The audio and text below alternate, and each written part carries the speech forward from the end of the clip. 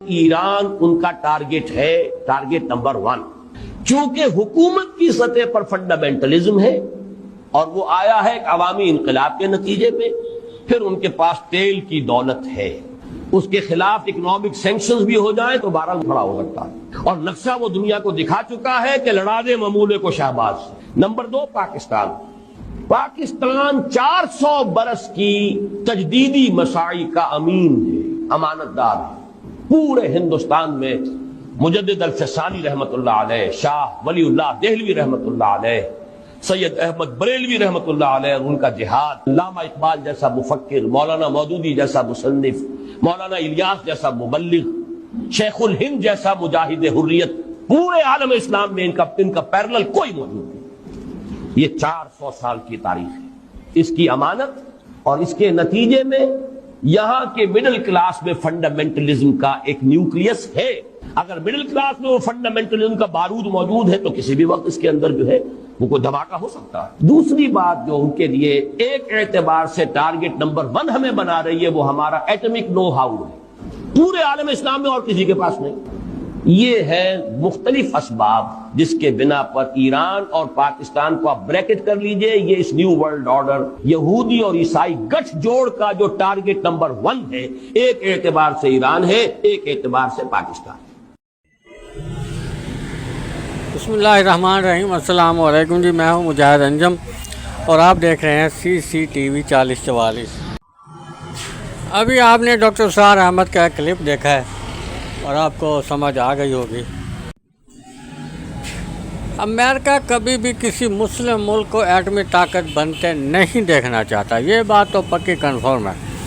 اور دوسرا، اس نے اسرائیل کا ساتھ دینا ہے، گریٹر اسرائیل جس کو کہتے ہیں، انہوں نے اپنا علاقہ وسیع کرنا ہے، جس میں مسجد اقصی ہے۔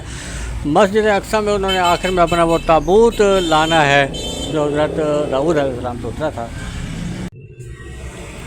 آپ پچھلے دنوں خبریں میں سن رہے ہوں گے کہ غزہ کا جو کافی سارا علاقہ ہے وہ اسرائیل نے خالی کروا دیا ہے اور وہ وہاں پہ اپنی یہودی بستیاں بنا رہا ہے۔ اس کا مطلب یہ ہے کہ وہ اپنا جو اسرائیل ہے، اسرائیل کا رقبہ ہے، جو کہ پہلے بھی اس نے اسرائیل سے چھینا ہے، فلسطین سے چھینا ہے۔ اسرائیل خود کوئی ملک نہیں ہے، یہ یہودی فلسطین میں آ کر آباد ہوئے تھے اور آباد ہو کر انہوں نے فلسطین پہ قبضہ کر کے اپنا چھوٹا سا ملک بنایا تھا، جو اب یہ آہستہ آہستہ بڑھا رہے ہیں۔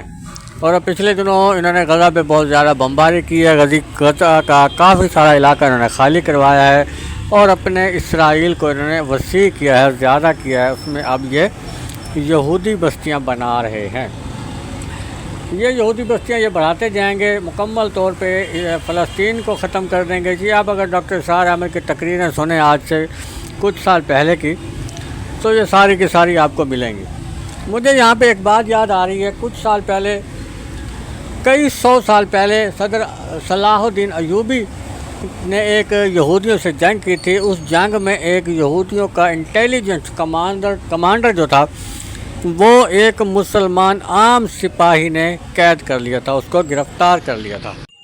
اس یہودی کمانڈر نے، اس یہودی انٹیلیجنس نے اس عام سپاہی سے کہا تھا کہ میں تمہیں اپنے سرداروں سے، اپنے اکاؤں سے بہت بڑی رشوت لے کر دینے کو تیار ہوں، بہت سارا مال لے کر دینے کے لیے تیار ہوں، بہت ساری خوبصورت لڑکیاں بھی ہم تم کو دیں گے اور مال و دولت بھی دیں گے۔ لیکن وہ عام سپاہی جو تھا وہ مرد مجاہد تھا، اللہ کا سپاہی تھا، اس نے اس کمانڈر کی، اس یہودی ایجنٹ کی کوئی بھی بات ماننے سے انکار کر دیا۔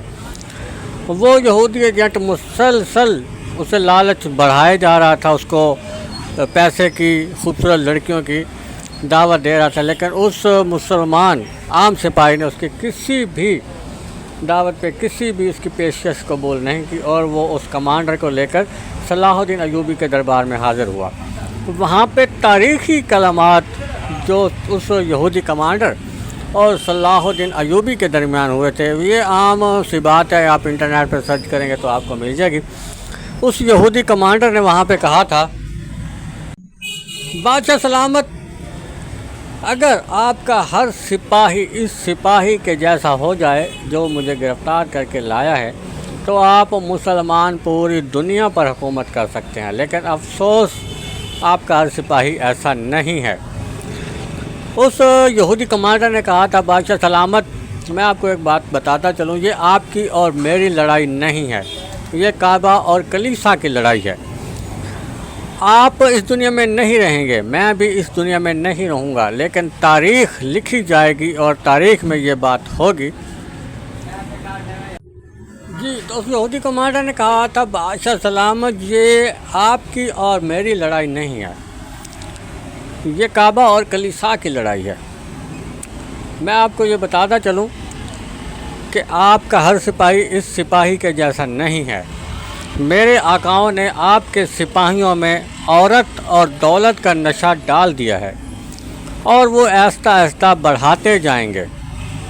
آپ اس دنیا میں نہیں رہیں گے، میں بھی اس دنیا میں نہیں رہوں گا، لیکن جو میرے پیچھے آقا ہیں، جو میرے سردار ہیں، وہ اس مشن کو لے کر آگے سے آگے چلتے رہیں گے، اور آپ کے مسلمانوں میں دولت کا اور عورت کا نشہ بڑھاتے رہیں گے، اور ایک دن آئے گا پوری دنیا پہ ہماری حکمرانی ہوگی، ہماری حکومت ہوگی۔ یہ تاریخ میں لکھی ہوئی باتیں ہیں، اور اگر آپ دیکھیں تو عربوں کے پاس پیسہ بہت ہے، لیکن دولت کا نشہ اور عورت کا نشہ ان میں بہت زیادہ ہے۔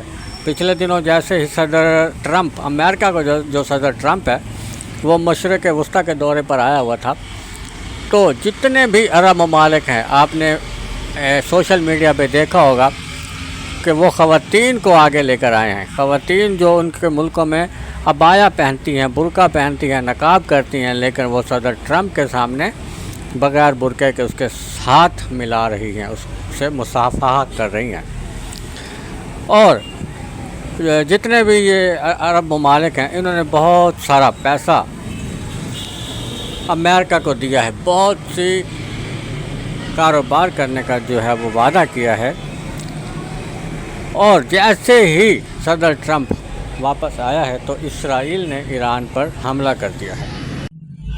اب جبکہ ایران اور اسرائیل میں جنگ بندی ہو چکی ہے، لیکن اس میں اسرائیل جنگ جیت گیا ہے۔ اس نے ایران کے بہت چوٹی کے جو سائنسدان ہیں، چوٹی کے جو کمانڈر تھے، ان سب کو ہلاک کر دیا ہے، اور ایران کا جو نیوکلیئر پروگرام ہے، جو ایٹمی پروگرام ہے، وہ تقریباً ختم کر دیا ہے۔ اب اگر فرض کریں کہ ایران نے 2 سال میں ایٹمی طاقت بننا تھا تو اب اس کو کم و بیش 20 سال لگیں گے، لیکن ایسا ہوگا نہیں۔ یہ 2 4 سال 5 سال میں ایک دفعہ پھر جنگ ہوگی، اور ایران کا یہ بالکل اینٹ سے اینٹ بجا دیں گے۔ اس کے بعد نمبر پاکستان کا ہے۔ ایران پہ بھی انہوں نے ایسے ہی حملہ نہیں کیا، دولت انہوں نے بے بہا بہائی ہے۔ ایران کے جو کمانڈر ہیں، جو فوجی ہیں، جو انٹیلیجنٹ افسر ہیں، ان میں جاسوس اپنے چھوڑے ہیں۔ جاسوس کون ہے؟ ایران کے اپنے ہی بندے ہیں، ان کو دولت دے کر اپنے لیے خریدا کیا ہے۔ بہرحال یہ ویڈیو بہت لمبی ہو گئی ہے، تو اگلی ویڈیو میں آپ سے مزید بات کروں گا۔ میرے چینل کو آپ سبسکرائب کر دیجیے گا۔